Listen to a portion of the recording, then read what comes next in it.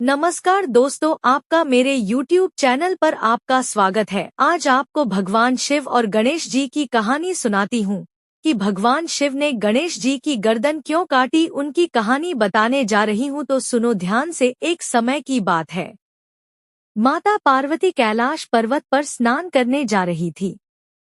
उन्होंने अपने शरीर के उपटन से एक सुंदर बालक की रचना की और उसमें प्राण फूंक दिए।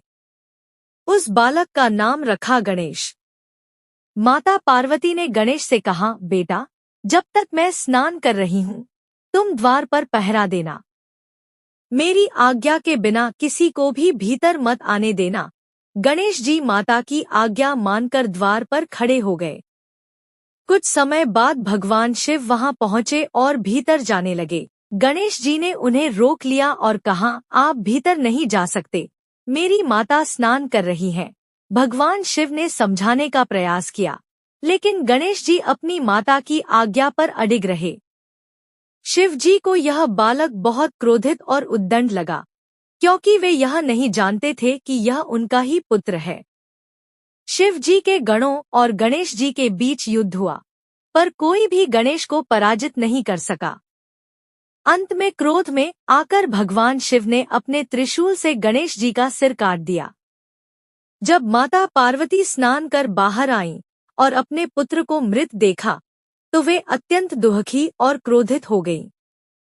उनका रौद्र रूप देखकर समस्त सृष्टि कांप उठी। माता पार्वती ने कहा, यदि मेरे पुत्र को जीवित नहीं किया गया, तो मैं पूरी सृष्टि का विनाश कर दूंगी।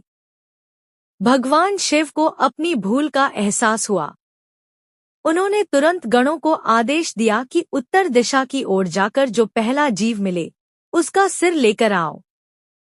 गणों को एक हाथी मिला। वे हाथी का सिर लेकर आए। भगवान शिव ने उस सिर को गणेश जी के धड़ से जोड़ दिया और उन्हें पुनः जीवन दान दिया। इसके बाद भगवान शिव ने घोषणा की, गणेश जी को प्रथम पूज्य बनाया जाएगा। किसी भी शुभ कार्य से पहले उनकी पूजा अनिवार्य होगी। वे विघ्नहर्ता कहलाएंगे। इस प्रकार गणेश जी गजानन और विघ्नहर्ता बने। अगर वीडियो पसंद आया हो तो कमेंट बॉक्स में कमेंट करके जरूर बताइए। साथ ही मेरे वीडियो को ज्यादा से ज्यादा देखें और ज्यादा से ज्यादा शेयर करें। नमस्कार दोस्तों, आपका मेरे YouTube चैनल पर आपका स्वागत है। आज आपको भगवान शिव और गणेश जी की कहानी सुनाती हूँ कि भगवान शिव ने गणेश जी की गर्दन क्यों काटी। उनकी कहानी बताने जा रही हूँ, तो सुनो ध्यान से। एक समय की बात है, माता पार्वती कैलाश पर्वत पर स्नान करने जा रही थी। उन्होंने अपने शरीर के उपटन से एक सुंदर बालक की रचना की और उसमें प्राण फूंक दिए। उस बालक का नाम रखा गणेश। माता पार्वती ने गणेश से कहा, बेटा, जब तक मैं स्नान कर रही हूँ, तुम द्वार पर पहरा देना। मेरी आज्ञा के बिना किसी को भी भीतर मत आने देना।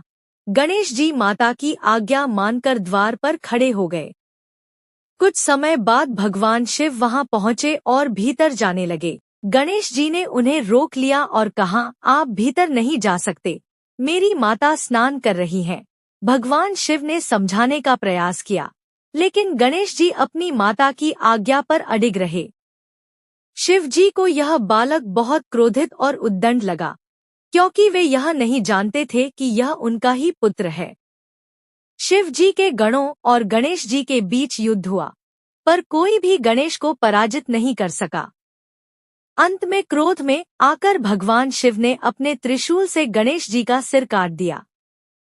जब माता पार्वती स्नान कर बाहर आईं और अपने पुत्र को मृत देखा, तो वे अत्यंत दुखी और क्रोधित हो गईं।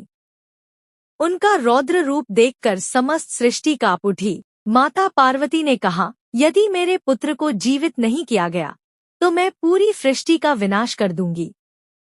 भगवान शिव को अपनी भूल का एहसास हुआ।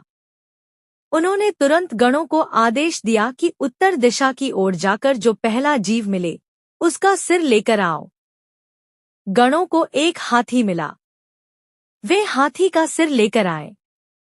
भगवान शिव ने उस सिर को गणेश जी के धड़ से जोड़ दिया और उन्हें पुनः जीवन दान दिया। इसके बाद भगवान शिव ने घोषणा की गणेश जी को प्रथम पूज्य बनाया जाएगा। किसी भी शुभ कार्य से पहले उनकी पूजा अनिवार्य होगी। वे विघ्नहर्ता कहलाएंगे। इस प्रकार गणेश जी गजानन और विघ्नहर्ता बने।